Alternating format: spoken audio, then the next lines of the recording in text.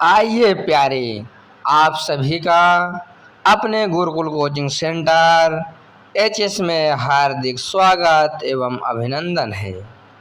विसर्ग संधि के अंतर्गत आज हम दूसरे नियम के बारे में जानेंगे और समझेंगे और अपनी नोट्स कंप्लीट करने का कार्य करेंगे। दूसरा नियम है कि विसर्ग का रा हो जाना। अब विसर्ग का रा किन परिस्थितियों में होता है, किन वर्णों के कारण होता है, इसकी जानकारी आगे लिखी हुई है कि यदि विसर्ग के पहले आ या बड़ा को छोड़कर कोई दूसरा स्वर, यानी 11 स्वर होते हैं, छोटा और बड़ा को छोड़कर 9 स्वरों में से कोई दूसरा स्वर हो और बाद में बड़ा आ, छोटा ऊ, बड़ा ऊ या तीसरा चौथा पांचवा वर्ण, यानी और बाद में बड़ा हो, छोटा ऊ हो, बड़ा ऊ हो या किसी वर्ग का तीसरा चौथा पांचवा वर्ण, यानी का वर्ग का जैसे तीसरा वर्ण हो जाएगा गा, का खा गा, फिर चौथा घा, फिर पांचवा अंगा ना। उसी प्रकार चा वर्ग में, टा वर्ग में, ता वर्ग में, पा वर्ग में। तो पांचवा वर्ण या रा ला वा, या रा ला वा माने अंतस्थ में से कोई हो तो विसर्ग का रा हो जाता है।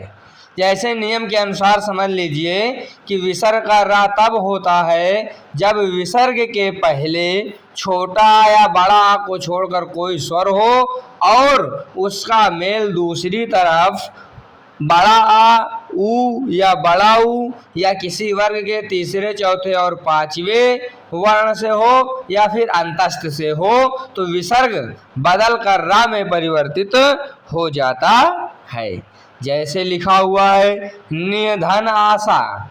निधन आशा मतलब, अब देखिए विसर्ग के पहले छोटी की मात्रा, पहली शर्त हमारी मंजूर हो गई। धन के बाद बड़ा की मात्रा, ये लिखा हुआ है बाद में बड़ा आ हो, तो फिर अब क्या बदल कर हो जाएगा, रा हो जाएगा। तो निह धन आशा बराबर इस प्रकार संधि हो गई निराशा। इस प्रकार आगे और भी उदाहरण, प्रमुख उदाहरण आपके समक्ष प्रस्तुत हो रहे हैं। जैसे है निह धन धा, निह धन धन। अब निह धन धन बराबर हो जाएगा निर्धन, क्योंकि जो नियम अभी लागू हुआ था निह धन आशा में, वही नियम निह धन धन में है। अब इधर दूसरे शब्द में धन आ गया है। धन यानी ता वर्ग का तीसरा वर्ण हो गया, ता, था, दा, धा यानी चौथा वर्ण हो गया ता वर्ग का। तो रा विसर्ग का बदल के, विसर्ग बदल कर रा में परिवर्तित हो गया निर्धन। अब है निह धन बल। अब इसका भी वही नियम है कि विसर्ग के पहले छोटी की मात्रा है और दूसरी तरफ बा है। बा है यानी पा वर्ग का, पा फा बा तीसरा वर्ण है पा वर्ग का।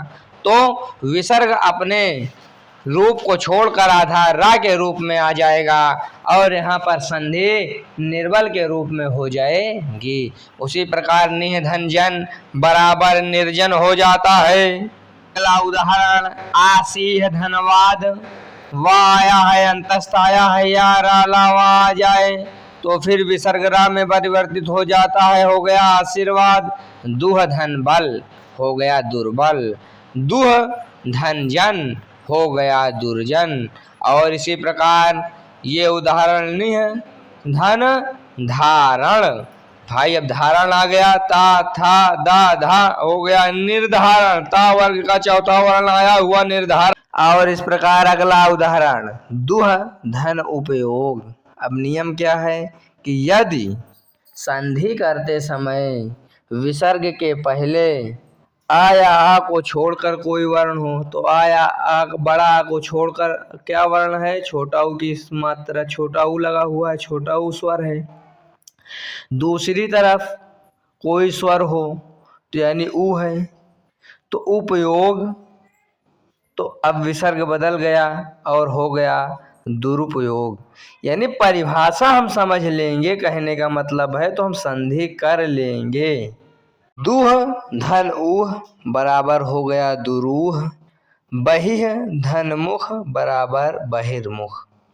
तो इस प्रकार किन परिस्थितियों में विसर्ग का आधा राह होता है या इस संधि में विधिवत बताया गया, समझने की कोशिश कीजिए। वीडियो फिर से एक बार देखिए इसी वीडियो को, और चैनल को भैया नए आए हो तो लाइक करिए, कमेंट करिए, शेयर करिए और साथियों तक पहुंचाइए, जिससे हमारा मनोबल बढ़े, और सब्सक्राइब करना ना भूलिए। आप सभी का धन्यवाद।